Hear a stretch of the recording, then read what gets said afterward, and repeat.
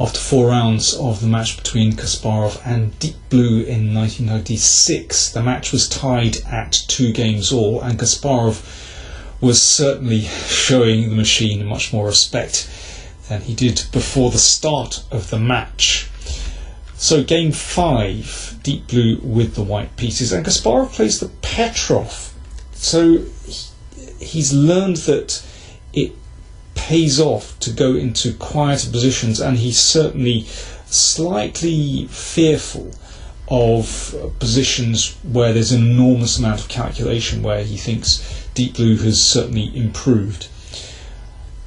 Now here, of course, knight takes e5 or d4 are the main moves, but knight c3, and this brings back the position, well, first of all into a 4 knight, so bishop b5 is a normal move here, but Deep Blue goes for a Scotch game.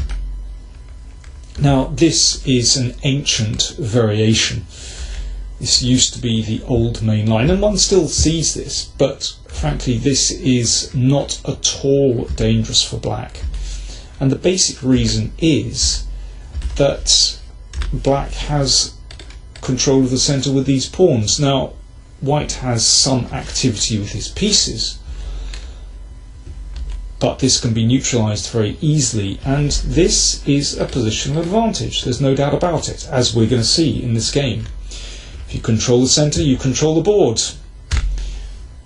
So white has this activity with its pieces. This is a well-known position.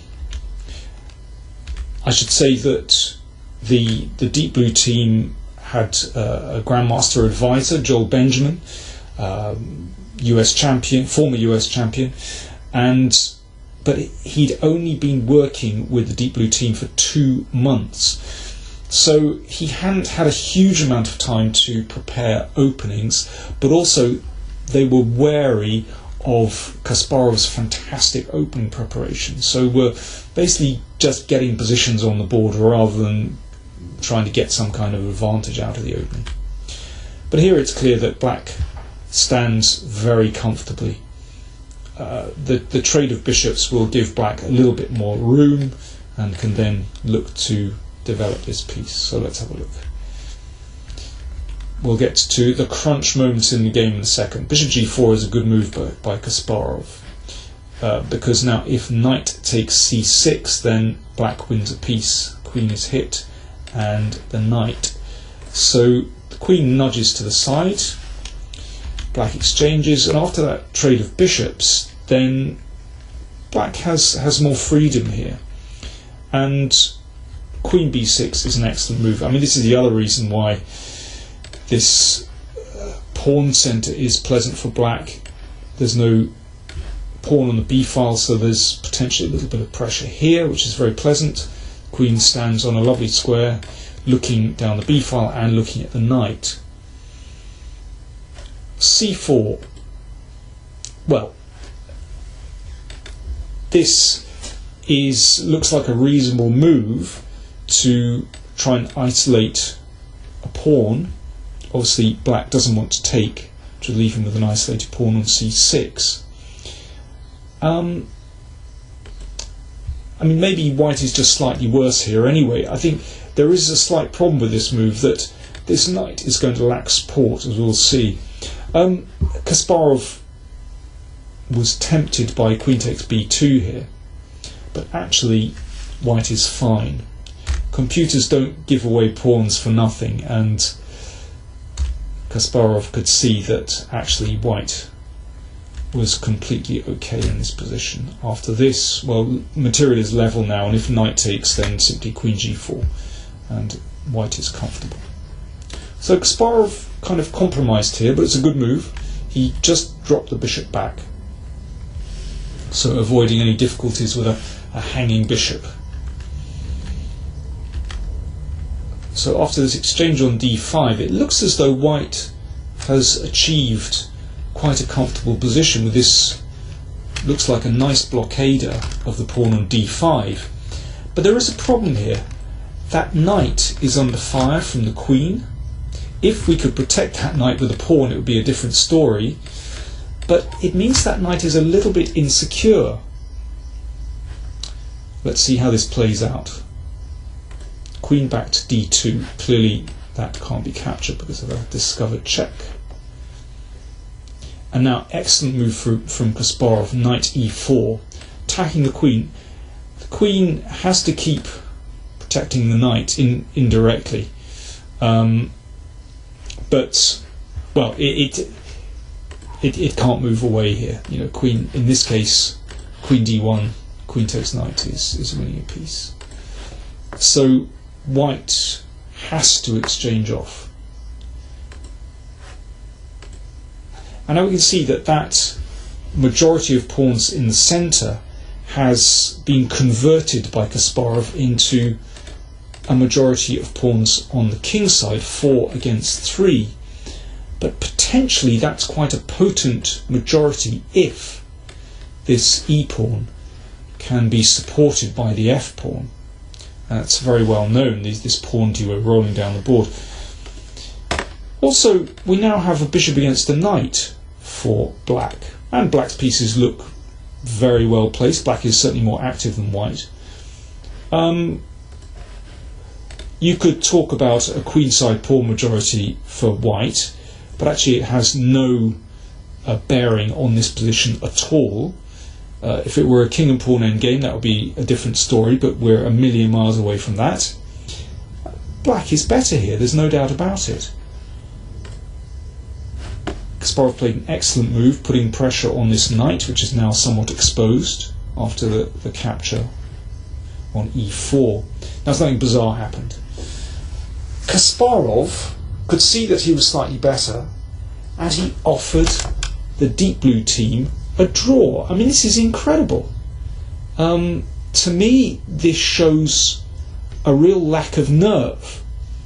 Kasparov explained after the game that he wanted to conserve his energy for the final 6th game. But to me, this is showing the machine too much respect. So the deep blue team went into a huddle, and they were relying on advice from their Grandmaster assistant Joel Benjamin. Now they could see that the machine was assessing this position as 0.1 or 0.15 in Kasparov's favour, but they decided to decline the draw offer. Now why? Well, the project manager CJ Tan said the draw offer came much too early. We are scientists and we wanted to continue the experiment. And Benjamin also said that with queens on the board and some tactics still in the air, they wanted to see if Kasparov would go astray, because I mean his position didn't look seriously worse for white. So incredibly, they knocked back the draw offer. How many human opponents would do that? This is quite incredible. Also, how many human opponents would receive a draw offer from Kasparov in this position? So we can already see that Kasparov's whole mentality has been changed by playing a machine. So draw offer rejected, and deep blue played queen c3, stepping out of the pin. Now f5. So this pawn duo starting to press down the board, and it's quite menacing. After the game, Kasparov said, well, g3 should be played here. And after, let's say, a rook c8, queen e3, he thought the game would end in a draw fairly soon. It certainly doesn't look bad for white once these pawns are kind of blockaded. It's going to take a monumental effort to get the f-pawn rolling here. Even though you could say, well, these light squares here are a little bit weakened. It's going to be hard work. But deep blue played a move which looks really poor, rook d1, because after bishop e6 it's evident that white is caught. in the pin on the d file. So, I mean, to humanise, this looks like a really bizarre move. Also, you know, white hasn't solved his back rank problem yet, so g3 in that respect looked like a very natural move. So this is ugly. This is really ugly.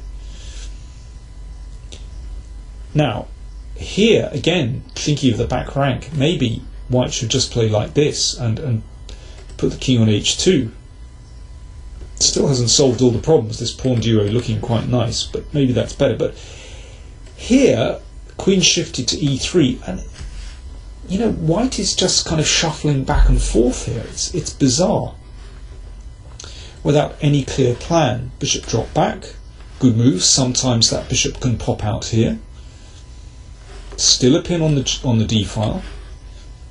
And once again, g3 looks like the best move, even though the bishop might be able to slide onto this nice diagonal. But still, after rook d2, no harm done. But queen c3, bizarre, shuffling back and forth. This is quite incredible.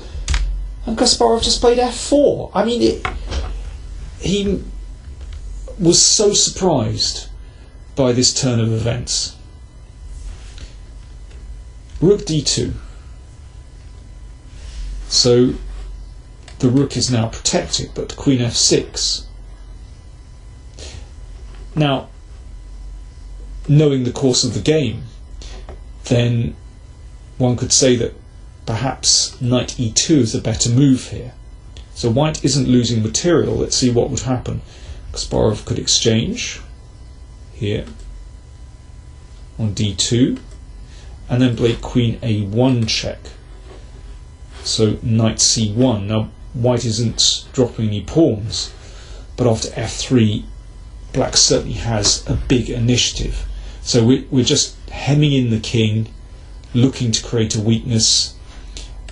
This knight obviously pinned at the moment, but even if the queen moves away back to the king side, then you can see that this knight doesn't have any moves there. These squares are controlled. So black certainly has a very dangerous initiative there, but no clear win. But Deep Blue now played g3.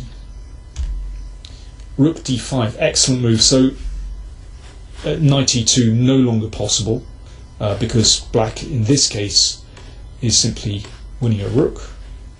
And also the rook slides up and can maybe slide along to the king side. For example, if this is taken, then rook g5 check, queen g4, and this isn't too difficult, threatening mates here, queen g3, and now great move e3, opening up this diagonal for the bishop, and the trade doesn't help at all. This bishop after takes still coming to d5, and here black simply is a piece up. So back to this position. This is now looking pretty dire, but Deep Blue continued these tactics of really not doing very much at all. I mean, by this stage I don't think there is anything to do, but it's just funny to see how the machine goes down here. And now, well, if white continues with b4, then e3 is just forcing the e-pawn home. Deep Blue played f3, and this doesn't change matters at all. Black wins a piece very, very simply. And here takes and queen. And Kasparov now has a rook and a bishop against a rook. Now white has 2 pawns, but actually this is very, very easy to win. Well, okay, while I'm talking, I'll play through the final moves just to be completist about it. This was a very strange game, actually. I thought Kasparov played excellently. His opening was completely sound, and you know, his early middle game play, I think, was a very good demonstration of how a strong player can use a kind of a positional advantage in this case control of the centre, to really turn the screw on his opponent, and Kasparov did that brilliantly. But it was also perplexing because we've seen Deep Blue in the earlier games of this match play superbly, a great defence in Game 3, shaking off a positional advantage and holding the game, and in Game 1 obviously in that complicated, complex tactical situation outplaying Kasparov. But this was really curious actually, and particularly odd with the Deep Blue team declining a draw. I wouldn't criticise their decision, but I think they were shocked at how poorly that their machine played after that.